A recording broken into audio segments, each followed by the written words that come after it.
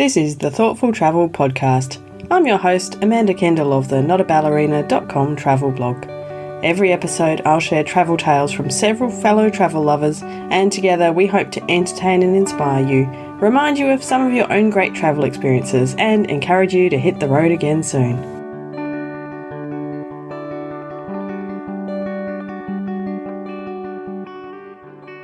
Hello and welcome to episode 156 of the Thoughtful Travel Podcast.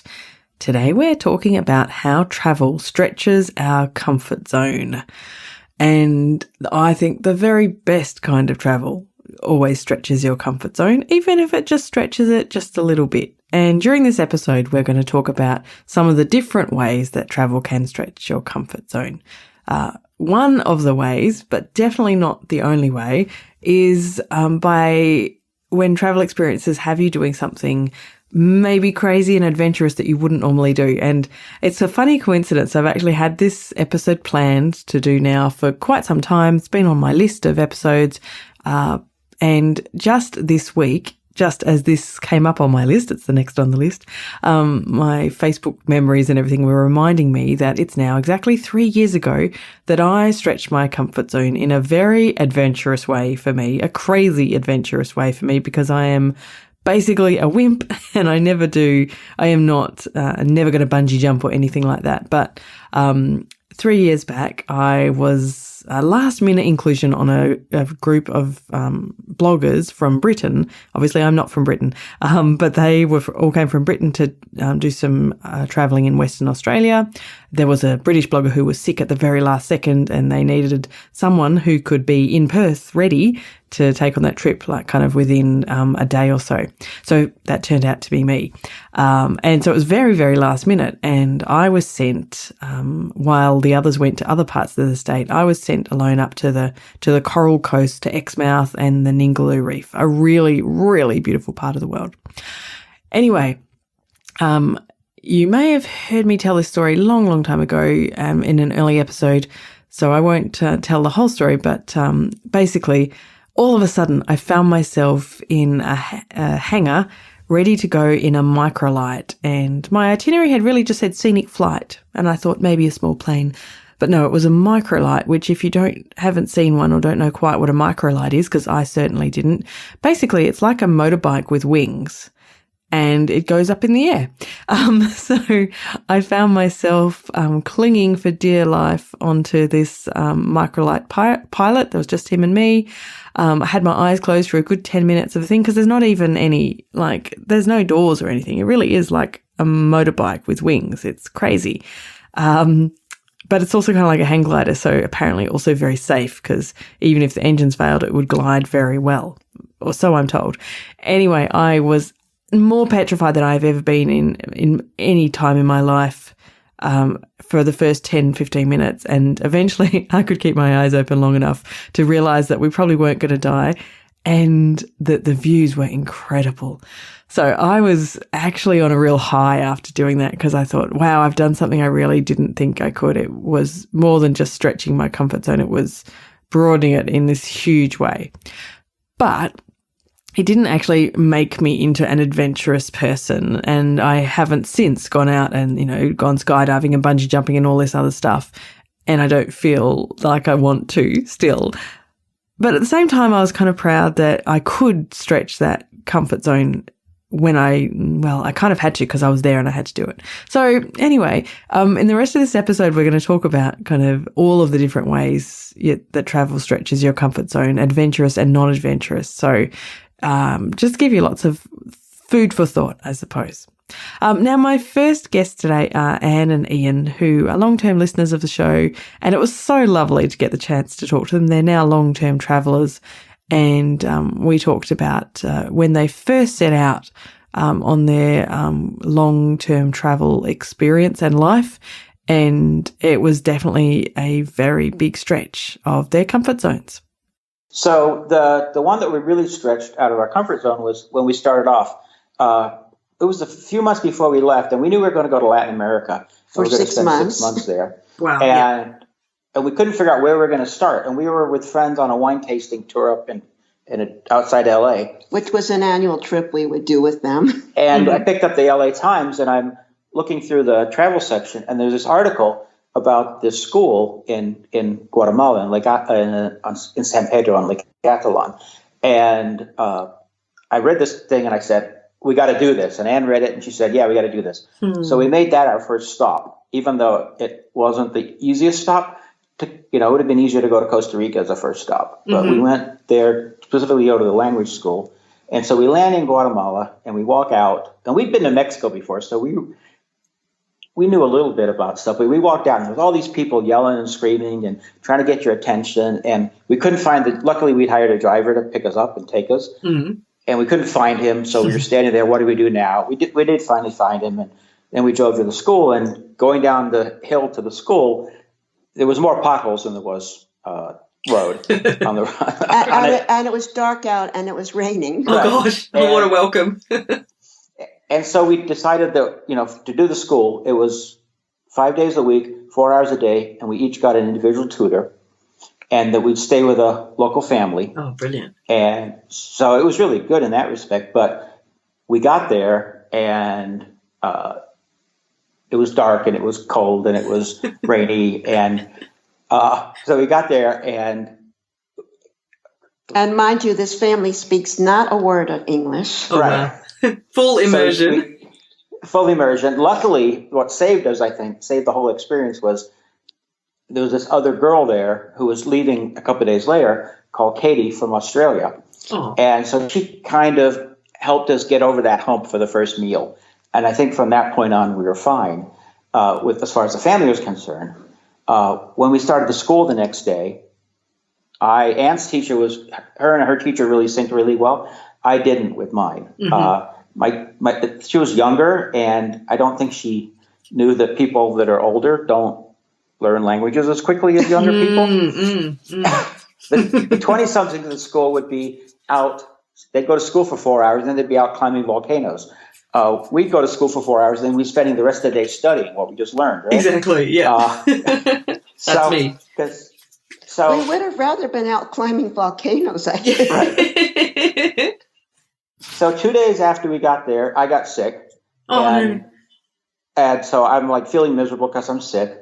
The weather was rainy and cold, and so I was not feeling happy about that. We started the school, and I had this the teacher and I weren't very compatible. So I was feeling really overwhelmed with this whole process. And so 2 days after we got there, I'm on the internet looking for plane tickets out. Oh no! Yeah. And I'm here. I'm there thinking and praying. Oh, I hope it passes. I hope it passes. Yeah, I bet. So I knew that I could switch. Oh, and the family that we were staying with, they were great, and they were probably one of the more wealthy families in the town. But it was still very basic living compared to what we'd come from in the U.S.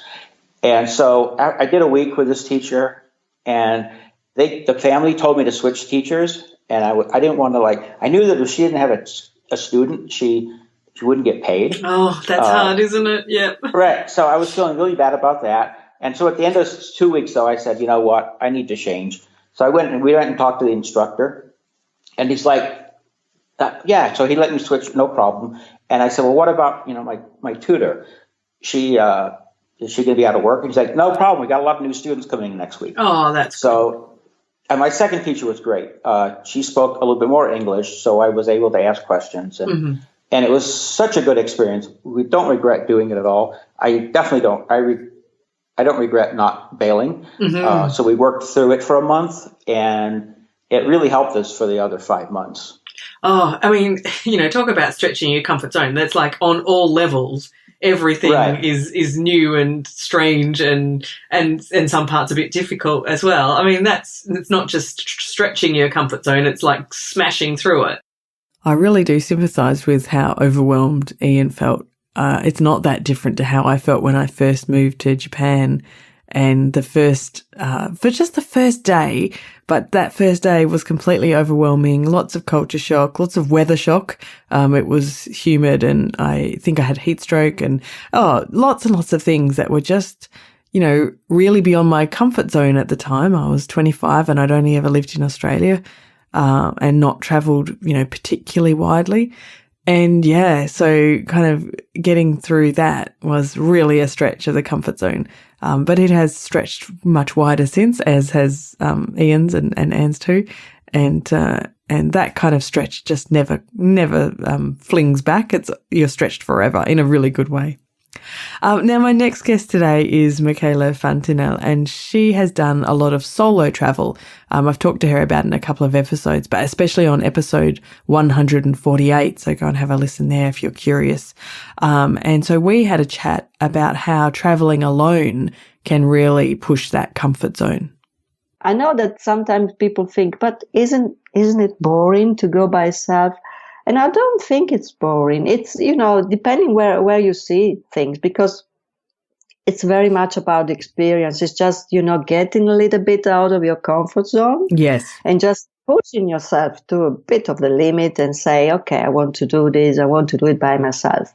Because it's lovely to travel with a travel companion, with friends, with families as well.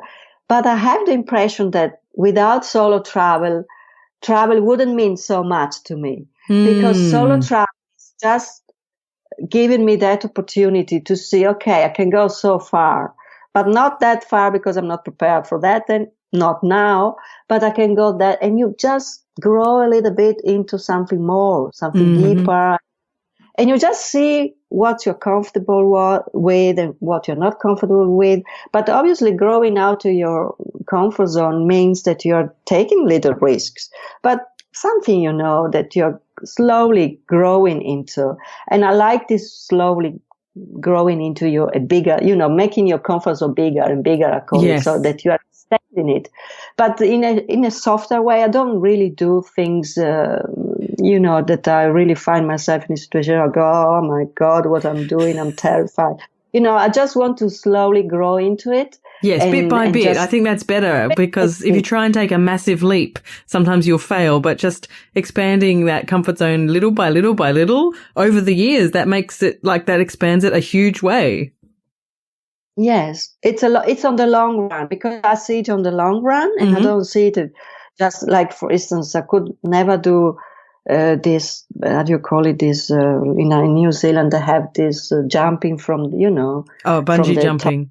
Or base jumping. I look at them and I say, how courageous, and I envy them somehow, but I could never do that. Because I know that I could probably do something virtual, that there are some virtual things they do it, I don't know, inside, and you can do some different things, but not jumping. And that would just make me collapse, because I know that I wouldn't be able to do it. Me too. But just putting yourself to that limit because you want to prove to yourself you want to do it like everyone else, it's stupid. It's you have to know yourself. You have to know what you're up to, what you can do, what you can't do, how far you can go. Just pushing yourself to the limit, but a limit that you can manage. Yes, a reasonable limit, exactly. A reasonable that you say, I will probably feel a bit uncomfortable with that, but you can do it. It's not really something that is just paralyzing you to death, or because then it's going to fail. It's not going to bring you anywhere. Or like I wanted to do skydiving. Skydiving is something else that I would like to try, but I'm terrified as well. And then I found out that they have indoor skydiving. Oh, yeah. So I want to do that. I want to do indoor skydiving first. Good idea, step by step. Step by step, and then trying to see whether I can do it. But some people say, you don't have to worry about skydiving. You if you just jump out of the plane, you have someone, because you jump with someone else, Yes. It's not that you're just by yourself, but still, I don't feel comfortable. I don't want to feel do like it. I'm just going to faint, and what's happening? Yeah, exactly. I think we all need all these kind of, challenges challenges. But I also say, but I'm always challenging myself. Yes, exactly. There's different ways to challenge yourself. Exactly. And people don't understand that even traveling by yourself is challenging yourself anyhow. So you don't have to go and jump from the cliff like in New Zealand. They do all these adventurous things. Mm-hmm. You don't have to do that. You can just go to New Zealand and do just the normal hikes and whatever. You don't have to do all of this. You are adventurous anyhow because you're traveling by yourself. Yeah. So there are different perspectives of seeing adventure. So I see adventures. It depends the value that you give to the adventure itself, and how you relate to this kind of adventure. So it's very much a growing opportunity, an opportunity for growth, but it's always personal on an individual basis. You cannot just think of relating to others or what other people do, because for them it's completely different thing. Yes. And so it's very much very much working on your personal level, on the growth that you as a person want to achieve. I think all these experiences have made Michela very wise. I think the idea of stretching that comfort zone little by little is a very smart one. And just the same, I think she's very brave as well, and has done lots of really cool solo travel, which I think now I am brave enough to do it, but for a long time I thought I wasn't. So I think, lots of food for thought in that little chat. Now, my final guest today is Alistair Humphreys, and he has done a lot of comfort zone pushing, kind of crazy adventurous stuff. But interestingly, we also talk about how it doesn't have to be that crazy adventurous stuff to push the comfort zone at all. So, he's done something even more unusual than crazy physical adventurous in recent times. But I'll let you hear about it in our chat. I was looking at ways to try and think differently about adventure, and I decided that adventure didn't have to be about physically going to this place and doing this trip, and that perhaps it was more of an attitude than anything. And the approach of trying to be curious in life and to take risks and scare myself a bit and try and force myself to do that regularly throughout my life, rather than just when I'm away on travel and then I come home and just be boring and like a zombie. So I decided to busk through Spain without any money. And the other aspect of that was, at the time, I'd been really struggling with this balance of trying to be adventurous individual, trying to make a career and pay the bills out of doing adventure, but also having two young kids to look after and try to bring them up and pick them up from school every day and look after them and be a present dad. Mm-hmm. How could I be adventurous and be a dad? And I was really struggling with that for quite a long time. And in the end, I managed to negotiate a month away to go and do this trip through Spain and sort my head out and try and demonstrate to my kids the way living adventurously felt important to me. And it was a very good cathartic experience of thinking. So one thing that struck me time and again on that trip was I'd be on some beautiful mountaintop or camping by a river or meeting some nice, strange family of strangers. But time and again, I kept thinking, oh, this is awesome. It reminds me of X. Oh, this reminds me of X. And wonderful though it was, I realized that I'd had lots of these big travel experiences, and therefore I didn't necessarily just need to spend my life chasing more of the same. It would be lovely to do, of course, great to do, of course. But for the first time, I was able to be more grateful for all the things that I had experienced, rather than resentful that I was not having so many of them anymore. And to think, oh, that was a good phase of my life. I did a lot of good stuff, and now this is my life now, which is also good. So it's quite a good thing of me just figuring out that adventure can mean different things at different times of life, and I'm sort of happy with that. So these days now, my adventures are more small things. Exploring locally, climbing trees, swimming in rivers, trying to encourage other people to do the same, and finding adventure closer to home. But it took a month of walking on my own through Spain to get my head around that. Yeah, I think that's, and you say it so casually, walking on your own through Spain, but so you were also busking, playing the violin, am I right? And you actually couldn't really play the violin? Yeah, I was following my old an old travel book called As I Walked Out One Midsummer Morning, which is one of my favorite travel books from the 1930s. And I wanted to retrace this journey, but I can't play the violin at all. And actually, the idea of performing music in public is about my greatest terror. I can't think of anything more mortifying or embarrassing. So I turned up barely able to play the violin at all, with no money, no credit card, no wallet, only my violin skills to keep me alive for a month. So it was an adventure in vulnerability and trusting to the fates of the world and uncertainty, rather than the physical side. Yeah, I've walked hundreds of miles lots of times before and camped out for a month before, so I was kind of used to all that sort of stuff. And for this trip, the adventure was something totally different. The adventure was standing up in a sleepy little village plaza and just saying to the world, I know I'm rubbish, but this is my best shot. Here we go. And trying to earn enough money to buy a loaf of bread and a banana. And you obviously did, because you survived and you came home again.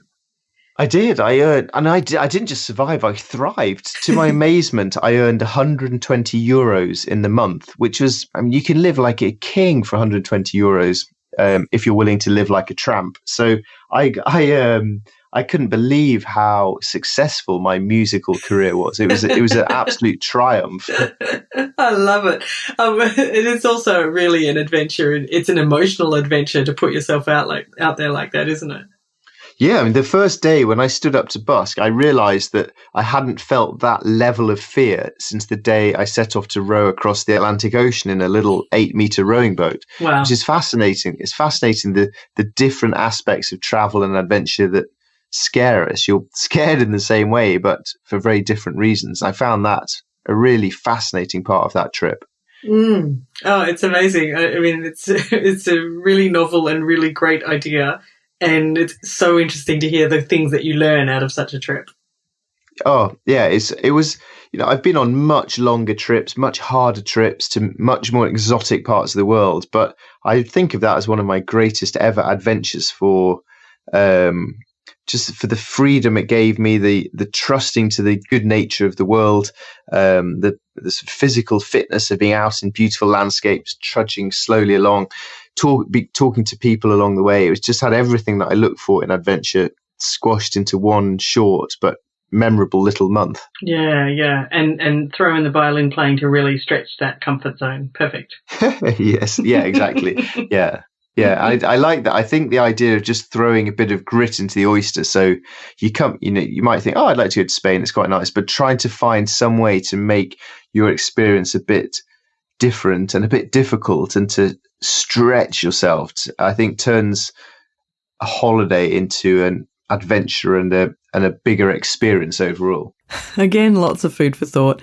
And anyone who decides that a great idea for a trip is to take a month and walk through Spain with no money and only their they're basically non-existent violin talent as a busker to get through it is crazy good at pushing a comfort zone and stretching it beyond all repair. But I mean, what an interesting experience too. And like Alice said, stretching the comfort zone doesn't have to be jumping out of a plane. There's all sorts of ways to do it. And I think that is really the lesson that all of the guests today have taught us. So many ways to stretch your comfort zone when you travel. And I really, really, really think that kind of travel, whatever it is that you can stretch your comfort zone in a small, a medium or a large way, that's the kind of travel that is really, really so worthwhile. I'm always trying to do it. I'm always trying to say yes to things that scare me a little bit. And it's definitely not necessarily physical stuff, but, even, for example, trying to get to know local people more. Sometimes feel a bit shy about speaking to them, but I want to stretch that comfort zone because I know it's worth it. I know I get a lot out of it, all sorts of different ways. So I would love to hear about ways you stretch your comfort zone when you travel.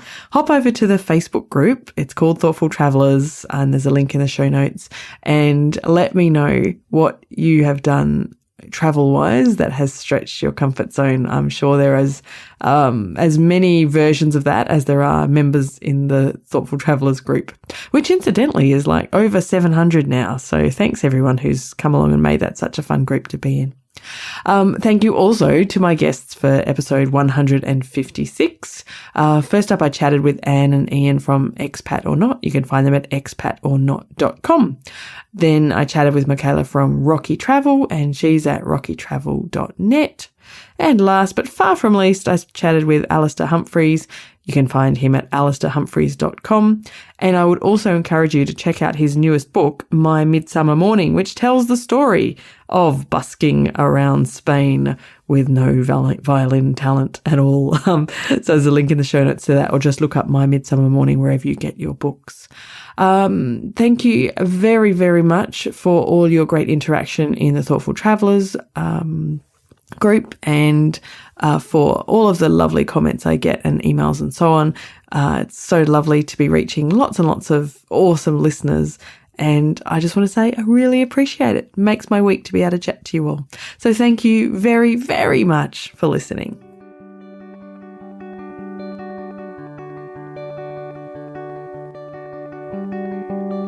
This has been another episode of the Thoughtful Travel Podcast. Show notes and other information are at notaballerina.com/podcast. Join me again soon for another chat about why we travel. Bye for now.